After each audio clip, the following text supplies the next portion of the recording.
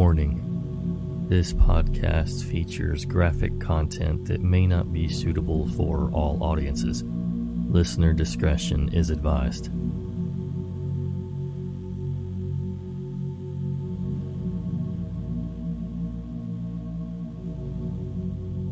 Hello again, Nightmare Society, and welcome to another episode of True Horror Stories.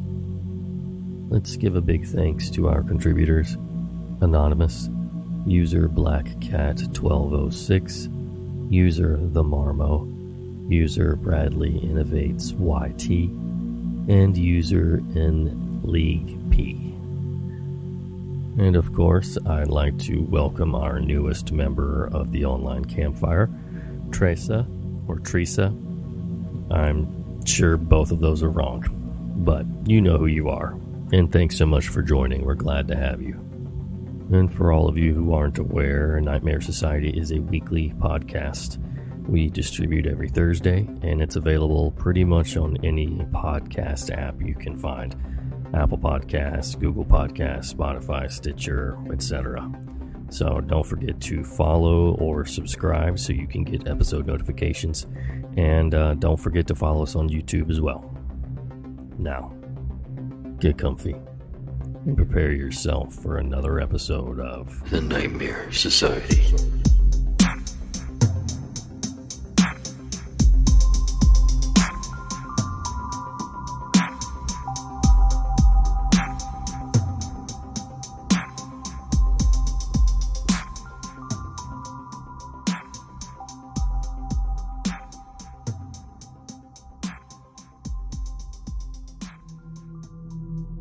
I'm a freshman in college, and my spring break started.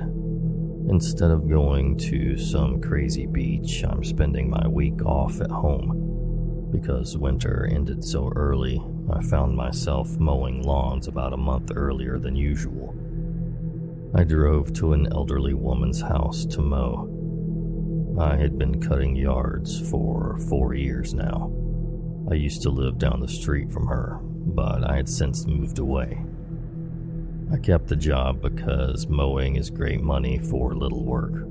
She had been diagnosed with cancer and has not been doing well, in and out of the hospital and such. So I knew how to let myself into the garage through the back to open the garage door. I did a once-over around the outside of the house, picking up sticks and lifting downspouts. I even threw a muddy Nerf football back into the neighbor's yard. I went back into the front yard, and it was just a beautiful day outside. I had lived here for my whole childhood, so I stood out in the driveway, taking it all in. There was a couple playing tennis on a court, and a few people were by their cars in the parking lot to the park, and everything else was so peaceful and quiet. A perfect afternoon. I didn't think anything like this would happen.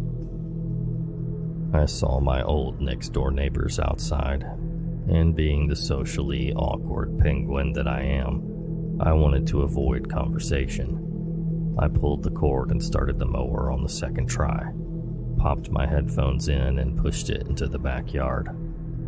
It was a big backyard, with 3 trees, 2 gardens, and an oddly shaped bench that was extremely hard to maneuver around. I was at least used to these things, having dealt with them for years, and I was just getting into my groove when I saw a kid out of the corner of my eye. He was just standing there in the backyard. I don't know how long he had been there, or how he had even made his way in without me seeing him. I jumped, as I was not used to ever being disturbed while mowing. I pulled my headphones out, and he just looks at me from across the yard. He looked pretty normal from where I was standing. It seemed a little hot to be wearing jeans and a sweatshirt, but I didn't think anything of it. He was a boy, looked to be about 13 years old, but I'm horrible with guessing ages. I looked at him for a couple of seconds before I realized he isn't going to say anything this far away, so I reluctantly turned off the mower. My senses were already working overtime, besides the ringing in my ears. when the kid asks, "Can you help us?" "Us?" I think to myself, there's more than one? I get butterflies in my stomach because my keys, wallets, and my cell phone were left out in the garage. I wanted to reduce my pocket weight. I hurried to the front and there was a second boy there, younger than the first by a few years. He did not move his feet and just kept his eyes on me. I honestly didn't care about how they were standing or looking. I made a beeline for my valuables, and I made sure nothing was taken. I turned around with everything sorted out in my pockets and almost jumped again. They had closed in on me and were looking up at me. That's when I saw that they had those freaking black eyes. I felt so small, so mortal. Those eyes. That's all it took for me to realize I was not as in charge as I thought I was. "Can you help us?" The older boy asks. "We're thirsty, and our dad wants to know where we are." My head is just spinning. I've read these stories before, and I know what they're up to, but I can't hide. It's not my house. "There's a water fountain just across the street, and you can use my cell phone if you want." I already know what they're going to say. "Just please let us inside. We've been outside all day, and we are very thirsty. You need to let us in." I said no. I was trying hard not to look them in the eyes. I knew I shouldn't, but I wanted to learn more. I wanted to describe them, so I just caught a glimpse of the little ones. Pitch black, unblinking. I immediately thought I could hear his voice in my head, even though I had never heard it. It was almost as if I was arguing with myself. I was fighting the voice as I was slowly taking steps back into the garage. The kids did not move forward. They didn't say anything else. They just stared, and I kept walking, 1 foot at a time. Finally, I was close enough to hit the button to close the garage door. I could see their feet, unmoving as the door slowly closed down completely, forcing me into darkness. For about 3 seconds, I was relieved that I escaped. Then I realized I'm trapped. I can't get into the main part of the lady's house, and I can't go back out in the front. The only option is to leave through the back door that's always left unlocked, the one I came in through. I quickly check for what I came with when I realized that my keys, which I clearly remember stuffing into my pocket earlier, are now in the palm of my hand. It dawns on me that I can't even remember it, but I almost gave them the keys, my keys. This is too much for me to handle, and the darkness of the garage is not helping at all. So I opened the door and let some sunlight wash over me. I felt so happy. It left me unprepared for what happened next. I closed the door and turned the corner to make my way to the front, and the oldest was alone, blocking my path.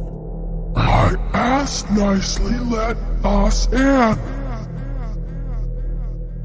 I spun around and bolted into the backyard. I didn't look back to see if I was being chased. I ran past the tree, past the mower I had left out, and I knew that the little one would be ready to meet me around the corner.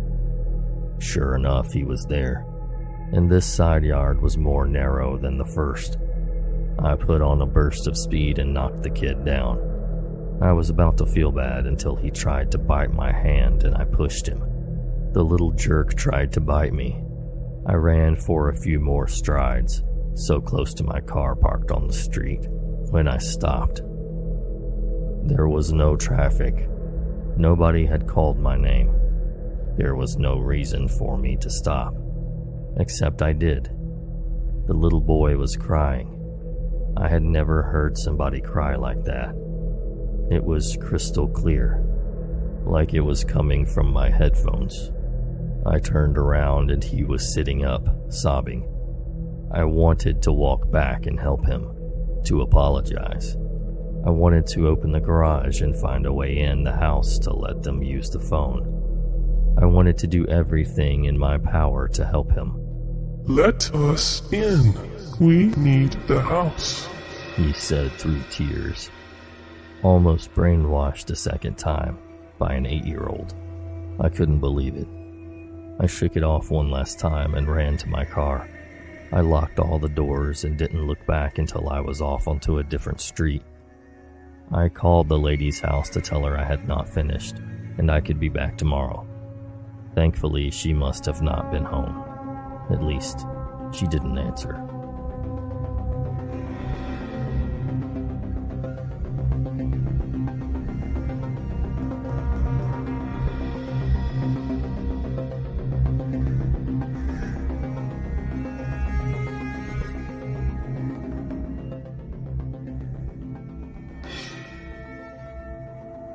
We were about 8 or 9 the day Mom took Elle and I over to the heath. It was a hot and bright day in the middle of the summer holidays. We had been collecting natural materials to make a collage when we got home, and Mom's rucksack was full of stray feathers, wild grasses, leaves, and twigs, and we were on our way home where Gran was making a cheese flan and salad for dinner. As we were all very hot and slightly tired, Mom had decided that we would wade through the river instead of going back over the hills the way we had come. The thought of pushing my tiny wheelchair through the muddy-bottomed, weed-tangled river never seemed to faze my mom. She was a healthy, fit 26-year-old and knew the heath like the back of her hand. The river wasn't very deep at that part, so Mom tipped my wheelchair back and told Elle to hold on to the handle, and we went in. The water immediately soaked our clothes through, and Elle and I started to scream, giggle, and splash each other in sheer delight. Then we saw them. Weeds?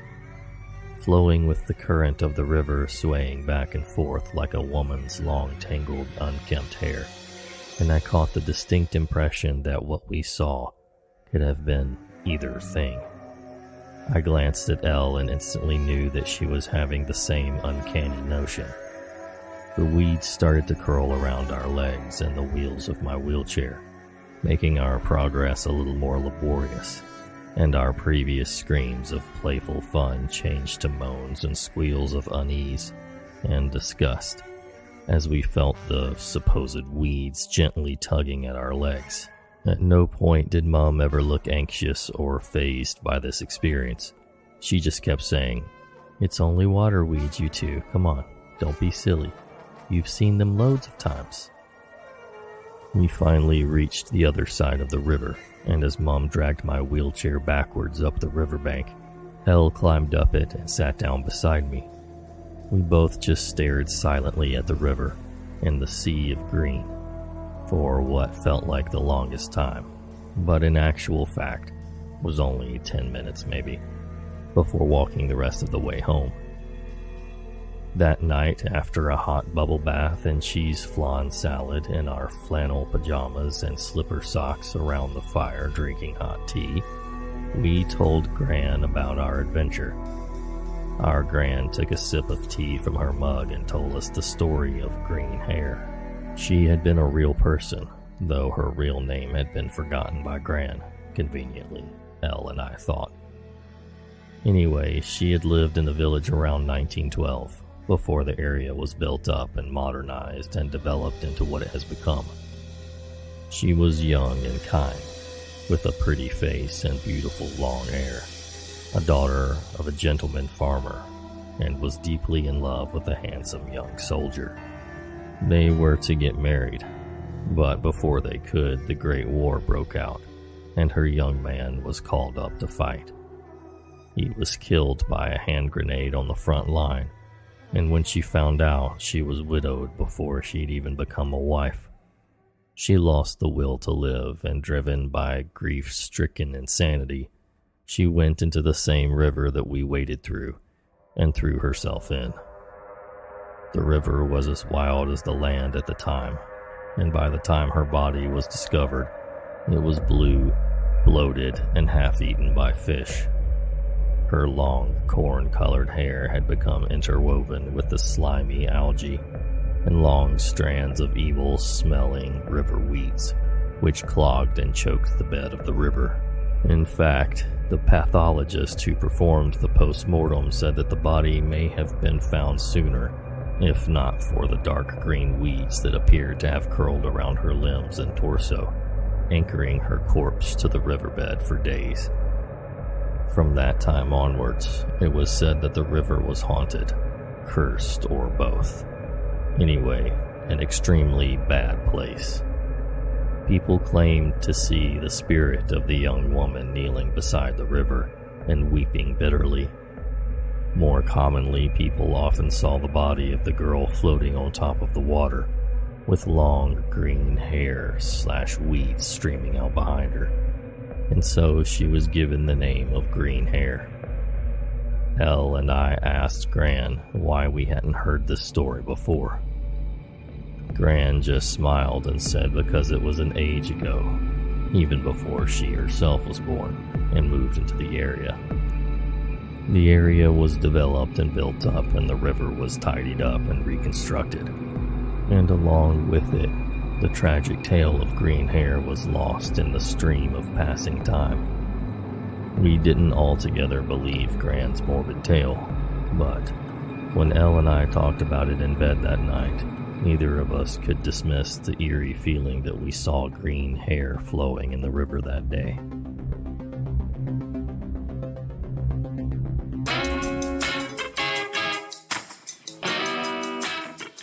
Hi, I'm Lance Ingram, and in my new podcast, Yesterday's Concert, I open the pages of my personal jam journal to take you on a live music odyssey.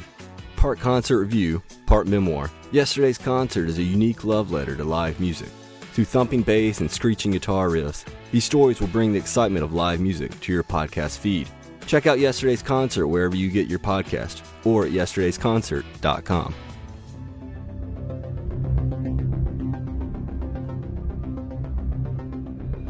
This story occurred probably close to 20 years ago.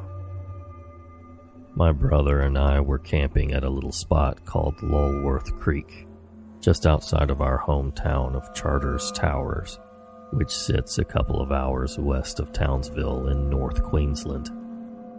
The spot we were at was a well-kept secret at the time, a tiny little patch of paradise where the water from the creek flowed over some rocks and then opened up into a beautiful water hole.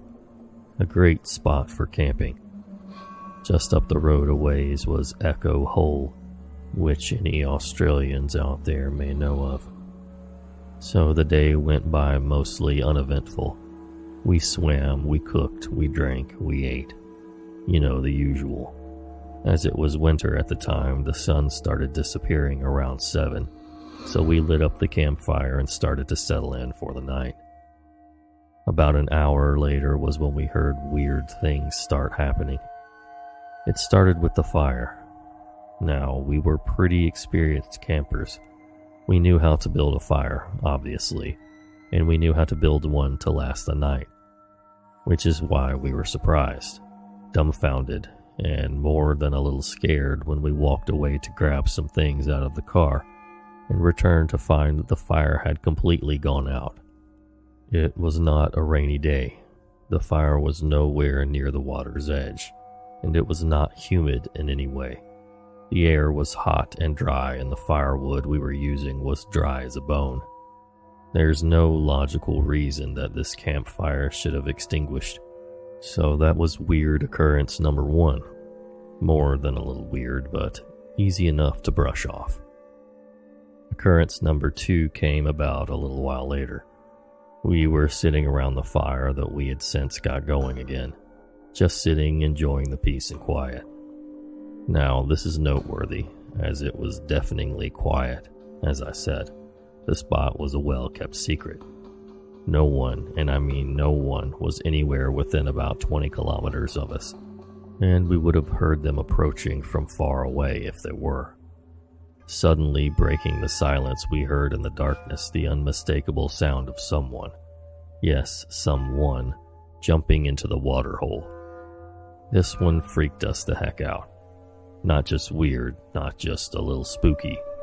No, this was one of those moments where you feel absolutely gripped and immobilized by stone cold fear rushing through your entire body. Because what came next would make the initial sound seem like child's play, about 10 meters from us or less, the dank, wet sound of footsteps running through the scrub, now on our side of the waterhole. I've played this through in my mind many times throughout the years. I've attempted to come up with any possible explanation as to what could have happened, but I swear to God there was no one there, and yet someone was there. After this occurrence, we immediately began packing up the car. Important note here, as we were packing up, we had all of the car doors open to make it easier to load everything up. That becomes relevant in a moment. As we're walking back to the tent to start packing up, out of nowhere the entire thing just shifts sideways, as if a huge gust of wind blew into it. More disturbingly, something or someone ran into it. There was no wind that night. The air was completely still.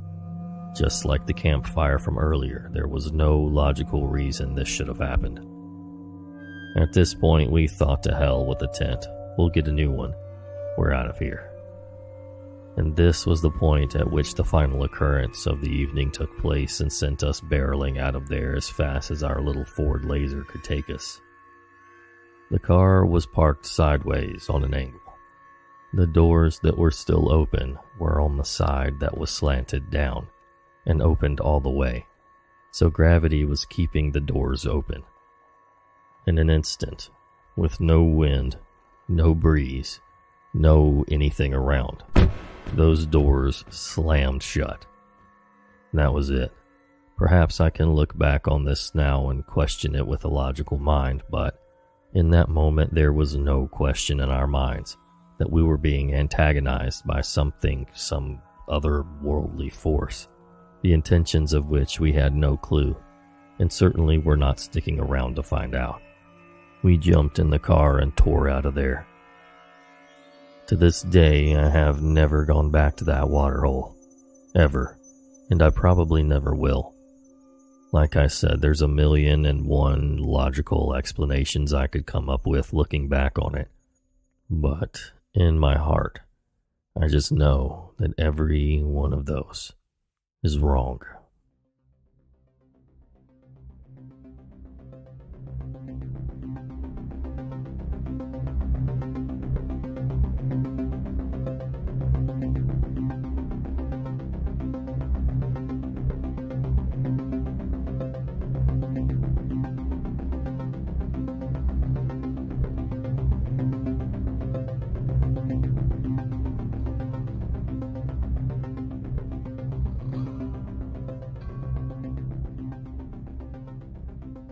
Hello there, my name is Bradley.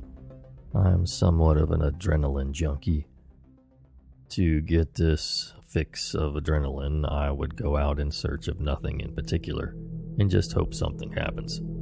Sometimes I get more than I wanted. This is one of those stories, with the exception that I wasn't seeking adrenaline at the time. Be warned that some of the events in this story may be disturbing for the faint of heart. Continue at your own risk. So it was on October 14th, 2010.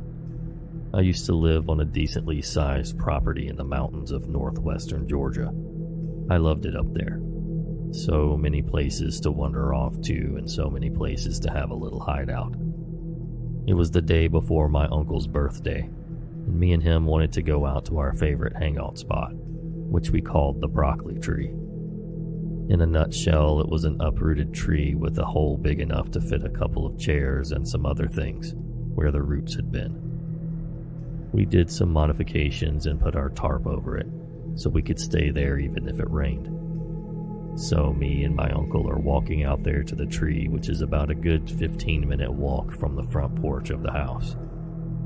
As soon as we break into the tree line, we start messing around and pushing each other playfully, without a care in the world. We had walked out to the tree so many times we could find it in the pitch black darkness, so we weren't really that afraid. I sort of had this feeling that we were being watched, but I just shrugged it off a little and just kept walking. Skip forward a little bit to our arrival at the tree. Nothing seemed out of place, so we went inside and sat down. He started to talk about specific things and what he had seen out hunting and things like that. Then he mentioned a skinwalker. Confused, I asked him what it was, and he broke it down so I could understand. He said that they were half man, half beast, that could shapeshift. I laughed at this and asked him if he had been playing too much Diablo recently, not thinking he was serious at all. He looked me in the eyes with a dead serious look on his face and says he saw one while he was hunting. My excitement immediately turned to fear as I remember that I felt something watching us on the way to the tree. I told him I had a feeling we were watched, and he said he felt it too. We started listening closely to see if we could hear anything outside the tree, but everything was silent. We both looked at each other and decided we were going to leave. We emerged from the tree and he tells me to jump onto his back so he could run. I do so, and the moment I was on his back and he had a tight grip, we heard something from behind us. I go to turn around and look to see what it was, but my uncle told me not to. Then he started running to the house in almost pitch black darkness with something chasing after us. I could hear its footfalls behind us and heavy breathing. It was getting louder as if it was getting closer. I scream faster at my uncle and he starts dead-ass sprinting through the woods. Then the front porch light comes into view through the trees, and I say there it is. Then my uncle trips over himself and we both catch air. I was flung a little higher, so I landed closer to the house than he did. I looked back at him and he screamed at me to run and not to worry about him.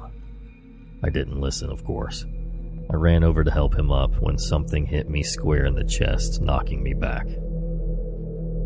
Don't look! My uncle screams. I wish I would have listened. I look up to see a man with a dog-like head and glowing, solid, white eyes. My uncle tries to scurry away from it, but it grabs him and picks him up to his feet and stares into his eyes. Then came a gunshot. The beast tosses my uncle into a tree and scurries away, frightened. That's when my other uncle comes up from behind me and helps my uncle off the ground. I slowly stand up and wipe myself off and ask what that thing was. The uncle that was with me says only one word: Skinwalker. Then all three of us go back up to the house. A couple of days later, the uncle that was with me was deployed overseas to Korea for the army. We tried to forget, but we just couldn't seem to get it off our minds. One night I woke up at about 4 a.m. because of a dream I had of it. I rubbed my eyes and let them adjust to the low levels of light and see the two glowing eyes again, right outside my window. I grabbed the flashlight I had in my room for late-night bathroom runs and shined it at the window. Within a few seconds, the skinwalker ran away, and I have yet to see him again. To this day, both of my uncles have not spoken a word about this and refuse to speak about it.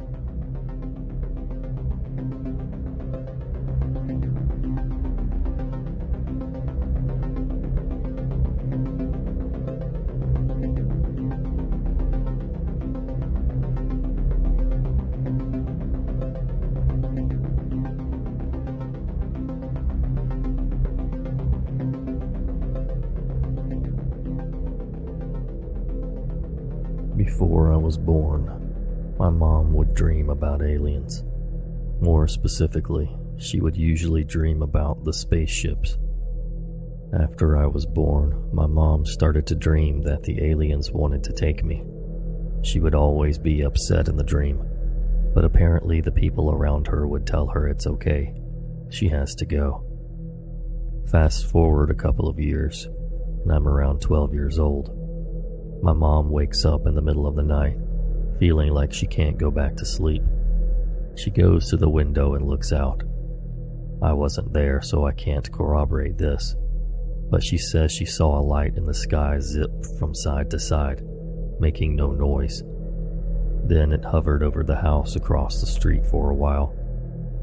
Supposedly it was there long enough for her to wake up my stepdad so he could come look. He admitted to seeing it at the time, but didn't want to talk about it later. He was a very no-nonsense, very skeptical person. Anyway, it eventually shot up and out of sight. Maybe this is nothing. Who knows? So then a few years later, I have the first alien-related dream that I can vividly remember. I was at my grandpa's house in this clearing, staring up at the sky at night, waiting for something. Then the sky turns purple, and a massive spaceship comes over the clearing. It's all black with light coming from windows around the sides of it. I run to my car and the dream ends. Maybe a year after that, I woke up and there were 2 perfectly cut triangles in my sheets. These were brand new flannel sheets I had been given at Christmas. I still keep that sheet because it freaks me out. Maybe there was a flaw in the fabric from the beginning and it just ripped. It felt odd, though, especially when I learned that many people report triangular body markings after an abduction. Then the strangest dream happens at about 19 or 20 years old. I was walking downtown when all of a sudden I was lifted into the air and my body started to shake and vibrate, kind of like a cartoon character when they get electrocuted. But I flew through the air like this for a while, and then I was dropped off at my back porch. I was yelling, but no sound came out, and then I looked down at my hand, and there was a piece of metal and some wire sticking out, so I ripped it out of my hand and the dream ended. Although there was no specific alien content in the dream, I woke up thinking, oh my gosh, aliens. It felt so real, as if I was conscious through the dream. The last odd occurrence was about 3 years ago. My mom started dating a guy and they were talking one night when he said, I think you know what your one fear is. And my mom was like, okay. And he says, you're afraid your daughter will be abducted by aliens. So my mom is shook, obviously. And he says, don't be afraid. They always bring her back, don't they? Still, to this day, my mom will not share the whole conversation with me.